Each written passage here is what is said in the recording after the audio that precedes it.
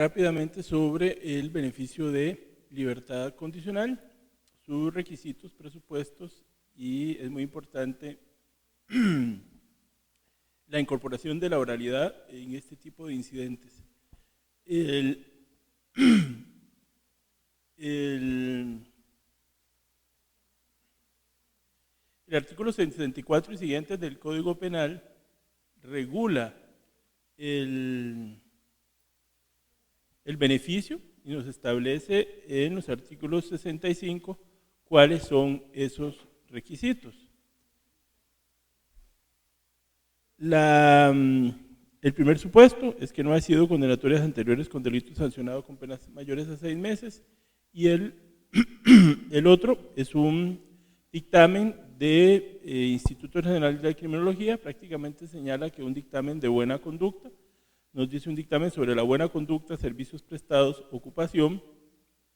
y oficios adquiridos por el condenado que le permitan una vida regular de trabajo lícito y acompañe un estudio de su personalidad, de su medio social, así como un dictamen favorable sobre la conveniencia de la medida.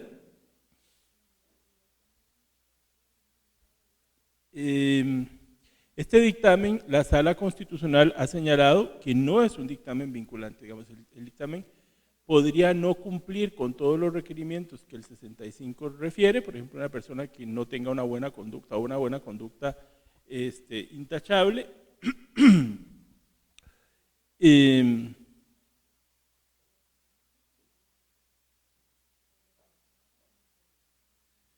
general, el artículo 65 habla de un dictamen favorable. Pues en muchos casos los dictámenes son desfavorables y eso no vincula al juez. Eso,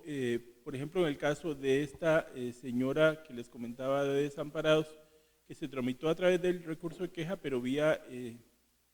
ubicación en el semi-institucional. Esta mujer probablemente, si hubiese cumplido la mitad de la pena y sigue presa, hubiese tenido que presentar el beneficio de libertad condicional.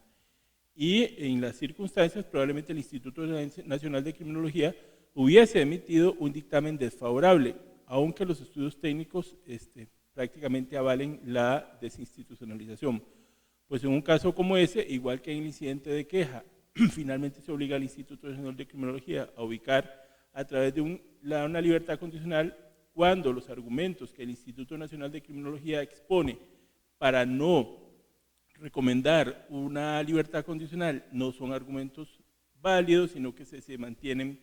un poco como en ese caso, en el reproche, en el impacto social del delito, en la gravedad de los hechos, que como les digo son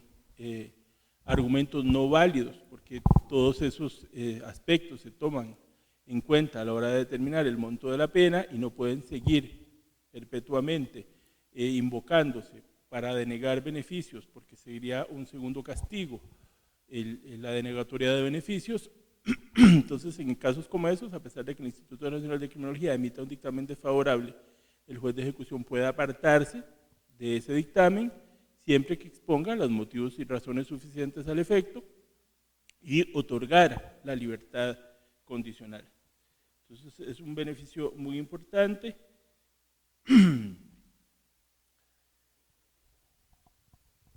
En el proyecto de ley se hacen algunas modificaciones trascendentales, procurando que este beneficio sea un beneficio más accesible, más ágil y sobre todo que en forma más pronta o inmediata pueda ser disfrutado por la población penal. Entonces, por ejemplo, en la práctica judicial hoy, como el beneficio procede cumplida la mitad de la pena,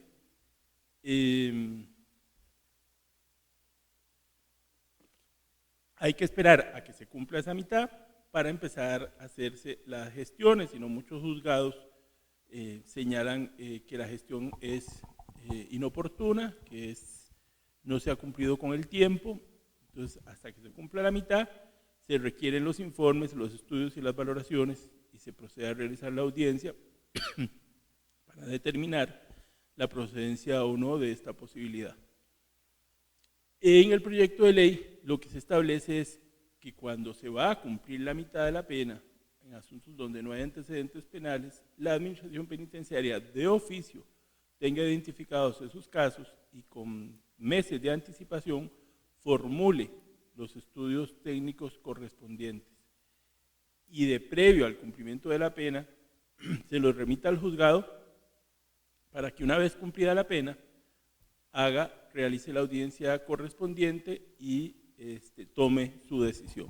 Esto por supuesto que le va a dar celeridad y esperemos que sea avalado en esos términos, porque yo pienso que si yo tengo derecho a partir de la mitad de la pena a egresar, nada justifica que tenga que cumplir esa primera mitad para empezar a decidir si puedo egresar. Más bien la decisión judicial debe estar tomada al cumplirse la mitad o incluso con días de anticipación, condicionada que efectivamente al cumplimiento del requisito temporal para que la persona entonces disfrute su beneficio cuanto antes. Un Estado, como les decía yo, que promociona como valor fundamental la libertad, debe tomar las acciones necesarias para asegurar estos espacios de libertad en el menor tiempo posible. El único inconveniente que podría tener, por ejemplo, definir con anticipación a la mitad de la pena la procedencia o no de la libertad condicional sería algún evento, algún hecho que pueda suceder entre esa decisión y el transcurso de la mitad. Pero eso podría también ser resuelto a través de otras formas, como por ejemplo establecer que mientras las condiciones, antes de que sea por pocos días, que mientras las condiciones penitenciarias sean las mismas se ejecute y que si no a la administración se comunique al juzgado de ejecución esa situación para eventualmente hacer alguna otra audiencia y modificar esa resolución o ajustar las condiciones. Creo que en todo caso tal vez lo más oportuno es que la audiencia se señale el mismo día en que se cumple la mitad de la pena y ese día se tome la decisión, pero ya con todos los estudios listos para poder tomar la decisión en el momento en que se cumple la mitad de la pena. El artículo 63 nos habla de la posibilidad de revocatoria de este beneficio. Es muy importante, no sé si se los decía la otra vez, que tanto la ejecución condicional como la libertad condicional exigen que la revocatoria del beneficio se tiene que tomar dentro del tiempo en que se está cumpliendo la sanción. O sea, que se establece como causal de expiración de esta posibilidad el que se haya cumplido el tiempo en que transcurría la pena. De tal forma que, por ejemplo, un eventual incumplimiento el último día en que se cumple la sanción no daría plazo, no daría tiempo para resolver la incidencia, y si ya transcurrió el periodo de prueba en la ejecución condicional o el periodo que se requería para cumplir la sanción y no hubo un pronunciamiento de revocatoria durante el mismo, ya no existe esa posibilidad.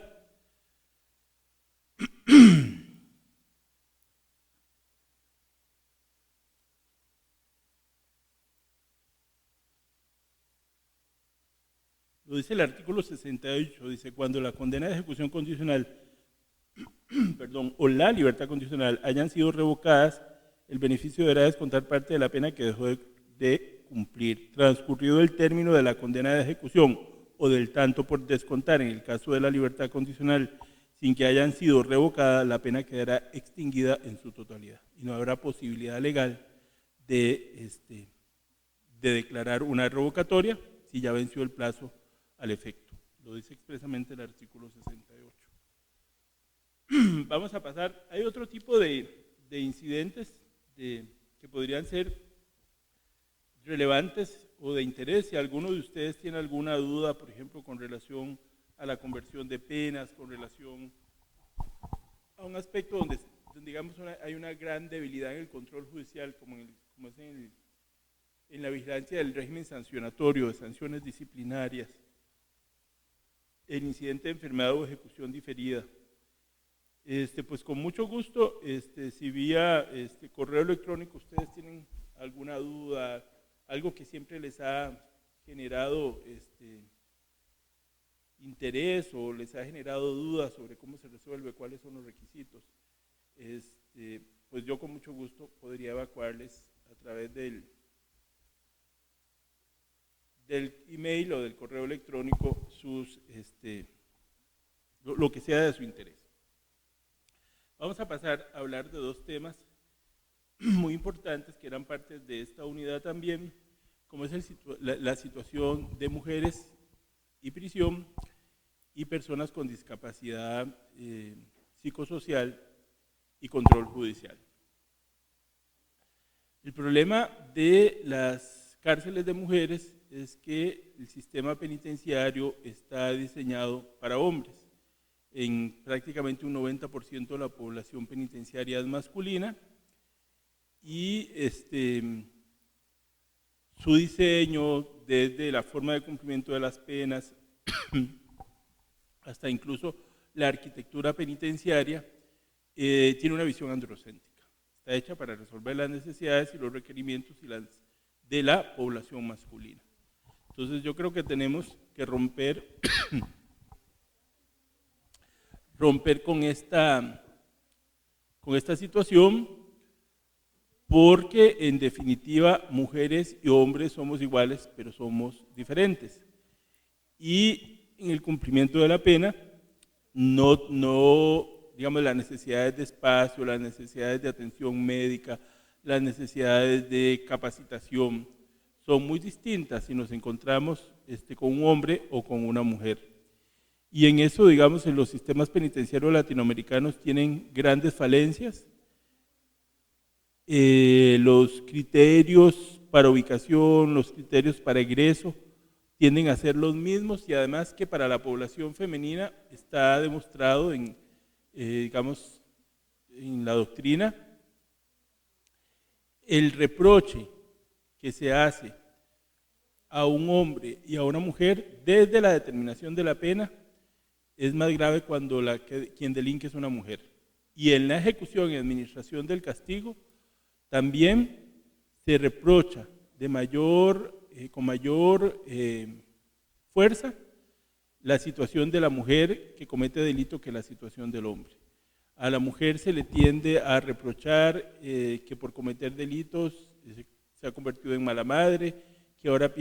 no puede tener a sus hijos por haber cometido el delito. Hay mucho de adicción y prostitución o explotación sexual en población femenina recluida, y entonces esas condiciones también tienden a ser reprochables y tienden a utilizarse como argumentos para perpetuar o prolongar la detención.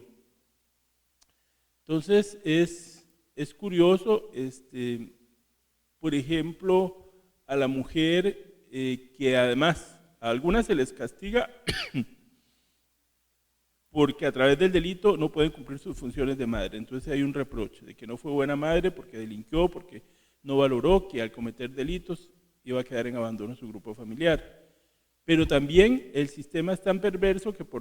que también a las mujeres, que por supuesto madres, que no hayan sido responsables durante su vida de sus hijos, se les reprocha esa situación y prácticamente eso les inhabilita o obstaculiza sus posibilidades de ingreso.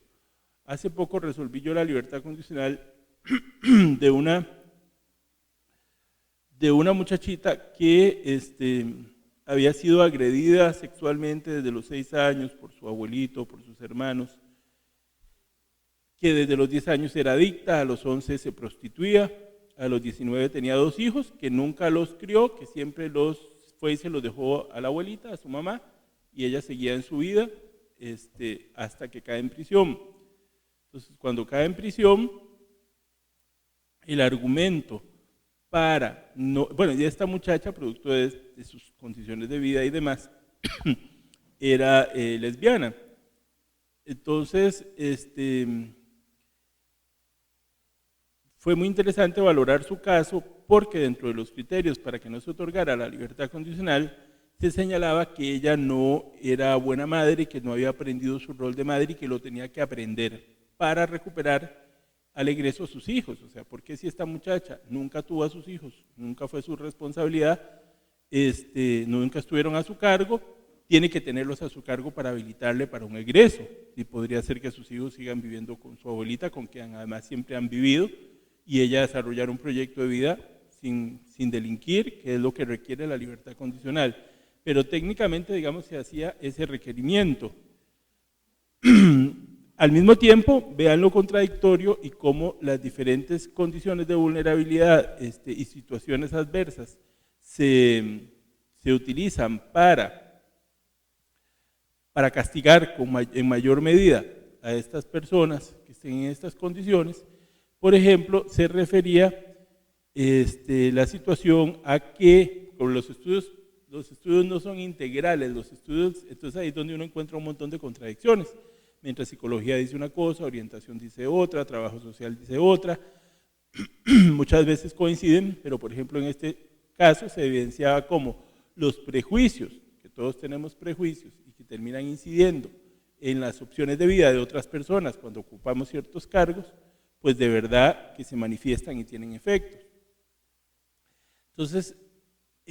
mientras que un informe de una disciplina señalaba que tenía que aprender a ser madre antes de egresar para que cumpliera su rol de madre, porque eso es lo que impone la moral social,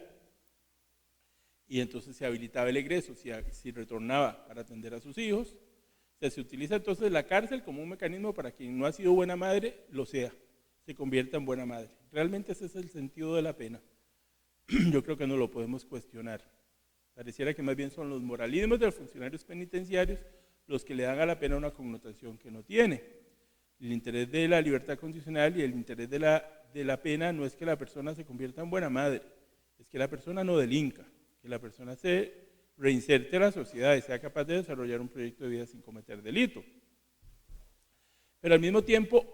las observaciones de otra disciplina era, sus hijas la están viniendo a visitar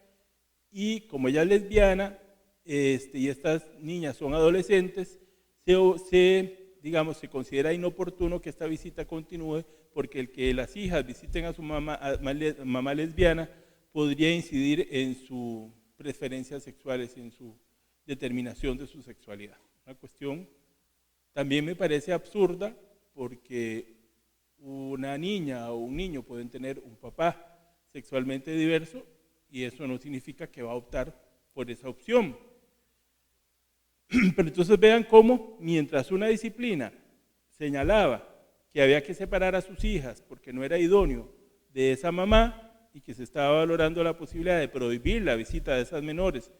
en beneficio del interés superior del niño, por otro lado la disciplina decía que ella se tenía que acercar y convertir en buena madre para tener condiciones para egresar. Entonces, igual, por ejemplo, en el caso en los que ha existido explotación sexual y comercio sexual,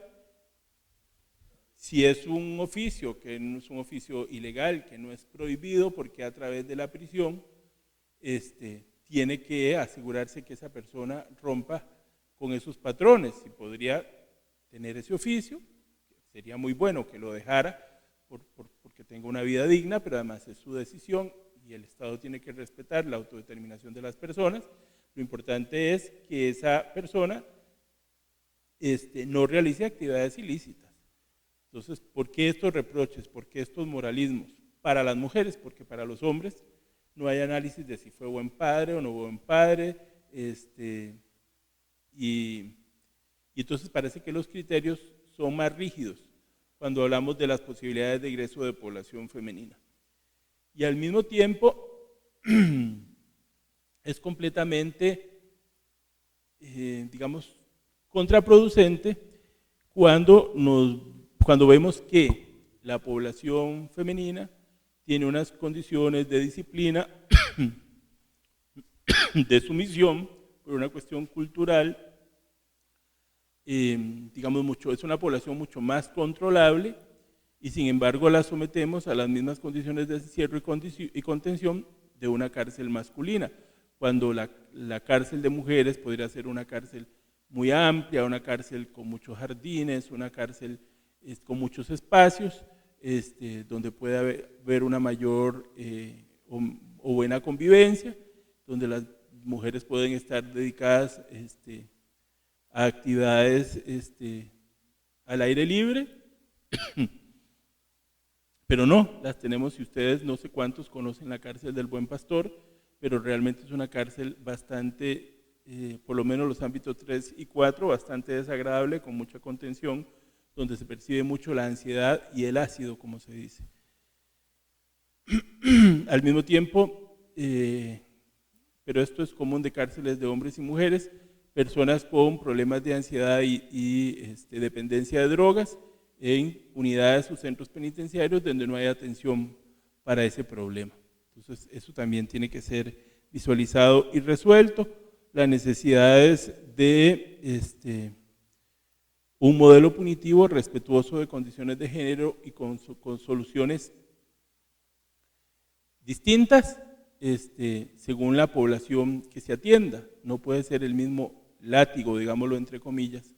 cuando las condiciones culturales y de empoderamiento o no de una u otra población son muy diferentes. Y eso no puede dejar de ser tomado en cuenta, digamos, por el juez, ni en la fase de juicio, ni en la fase de ejecución. Es muy interesante los videos que podíamos observar en esta unidad, en esta tutoría, cómo las mujeres mismas visualizan que la sociedad les excluye, les manda a la prisión y parece que la sociedad pretende que retornen a la prisión cuanto antes. Entonces, como hay una mujer, dice, es que pareciera que el sistema nos presiona para que volvamos a delinquir. Por supuesto que cuando se atiende el delito y no las causas generadoras, es muy complicado. En este momento, la Defensa Pública con el Centro de Atención Institucional Buen Pastor ha procurado desarrollar una red interinstitucional de apoyo a la población femenina. Entonces interviene el INA, interviene el INAMU, interviene el IMAS y se está incorporando otras instituciones. De hecho, en estos días creo que hay un convenio interinstitucional y se va a ampliar el mismo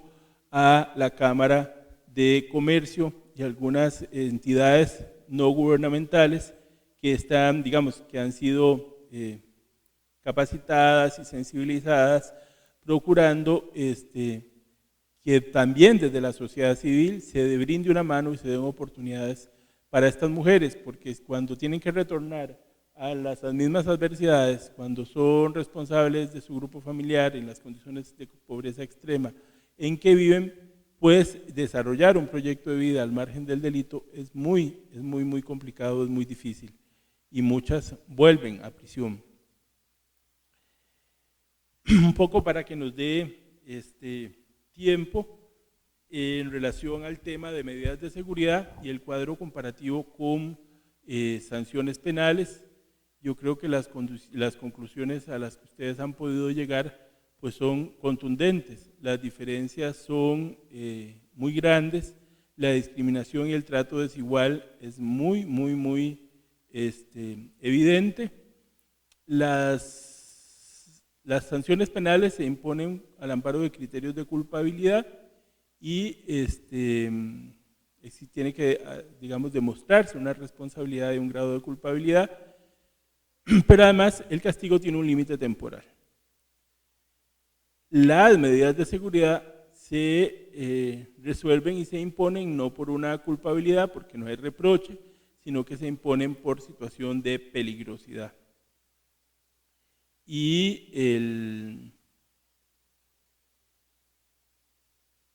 no hay límite temporal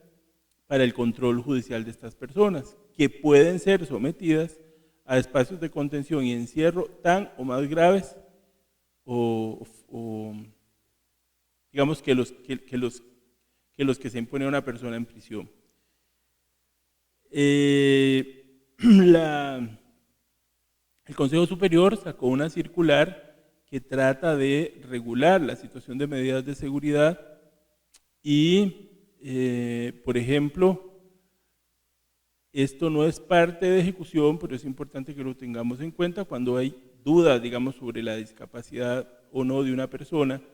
Muchas veces eso no se puede determinar en una cita de psicología o de psiquiatría de 40 minutos o de 50 minutos, sobre todo para hacer un diagnóstico. Hay muchos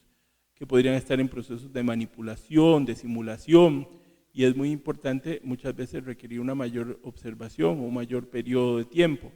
Entonces, en algunos casos, cuando el psiquiatra o perito asignado requiera mayor tiempo y un tiempo de observación para hacer su diagnóstico, el Código Procesal Penal da la oportunidad de que en lugar de una prisión preventiva se ordene lo que se llama un internamiento para observación en el Hospital Nacional Psiquiátrico, concretamente en el Centro de Atención a Personas con Enfermedad Mental, en Capencol, que queda en La Uruca por migración.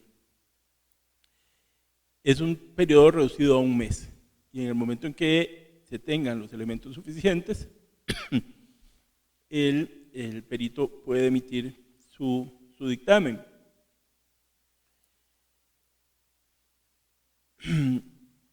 En la práctica judicial,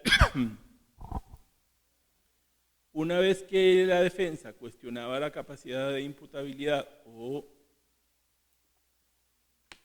refería a limitaciones cognitivas en un caso,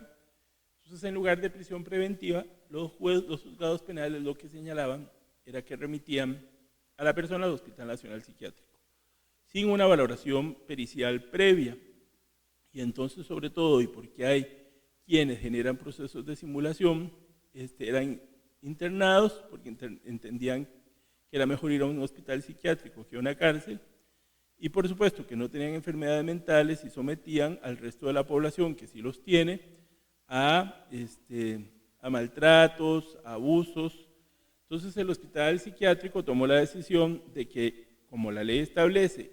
que el ingreso por observación se genera únicamente por una necesidad pericial,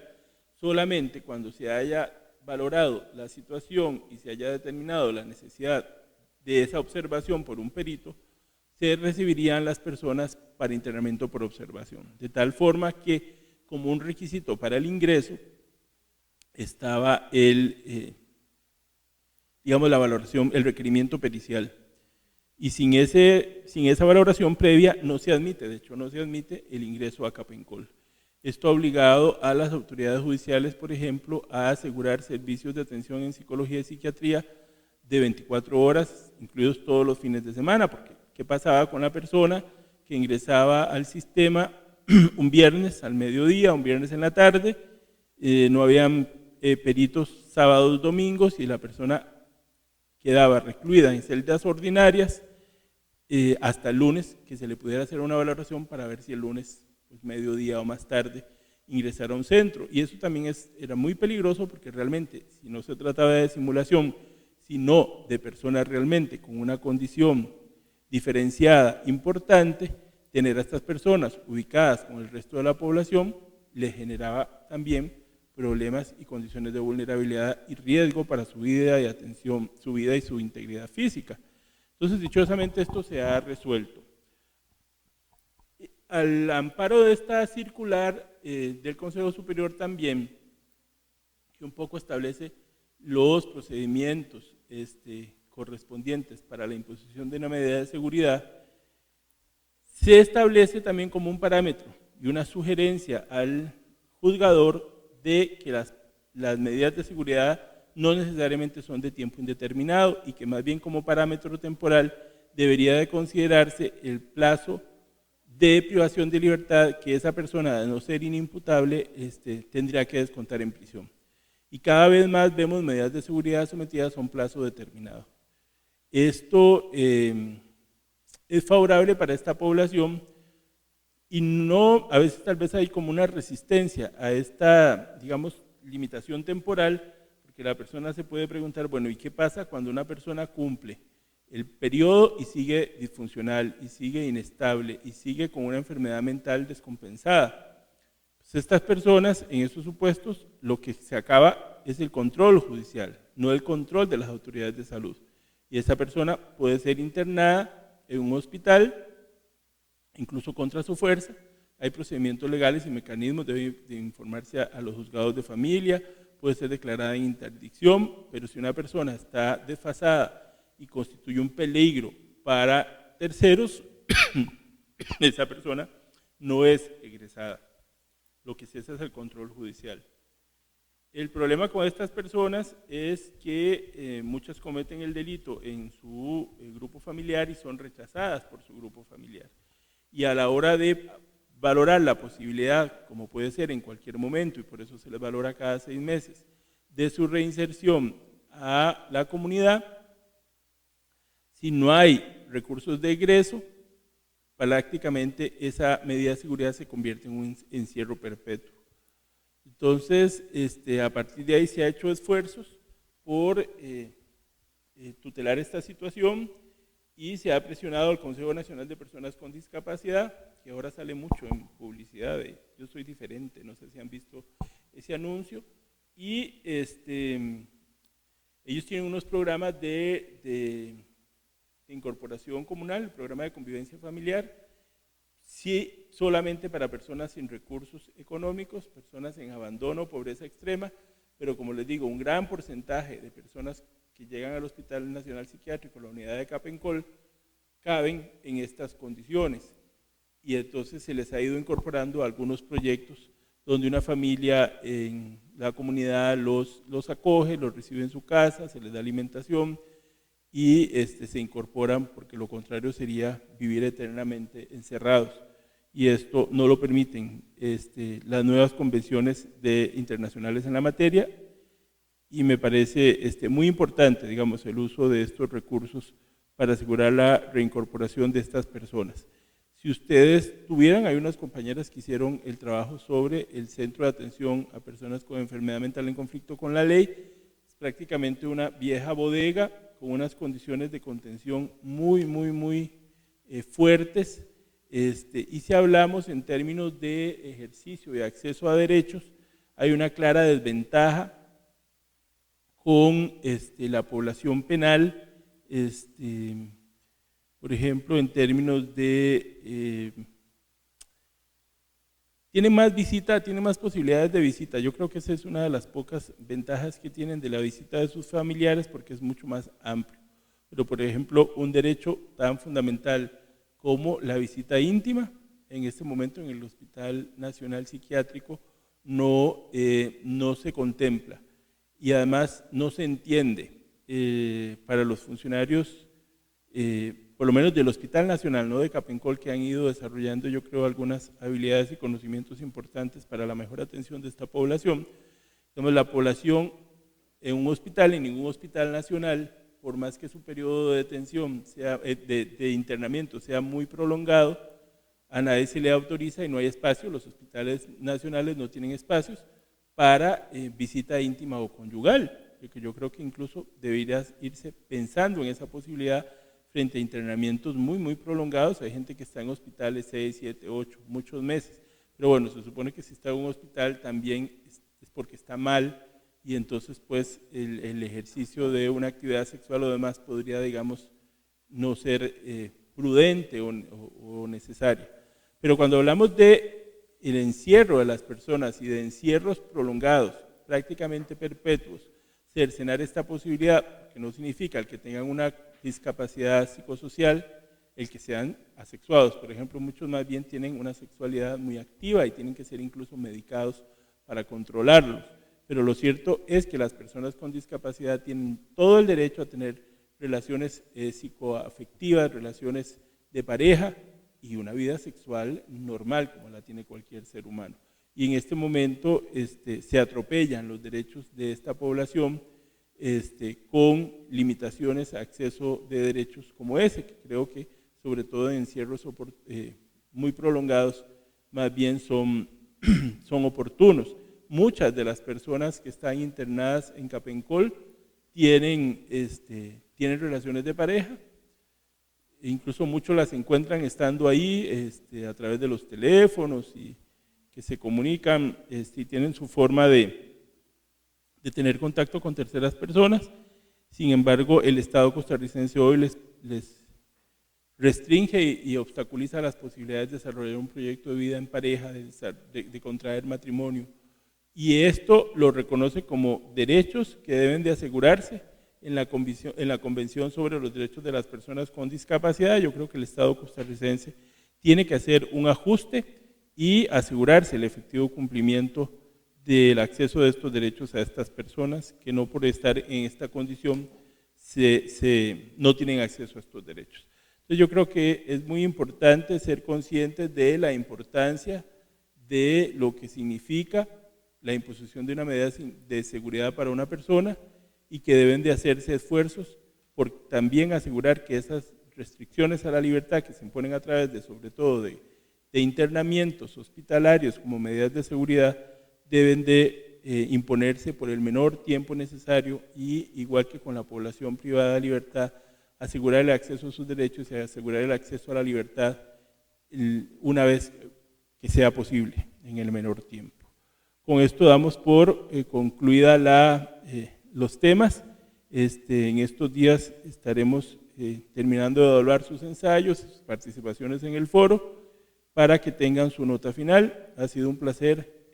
trabajar con ustedes, aunque con esta modalidad un poco particular y novedosa para mí, y muchas gracias.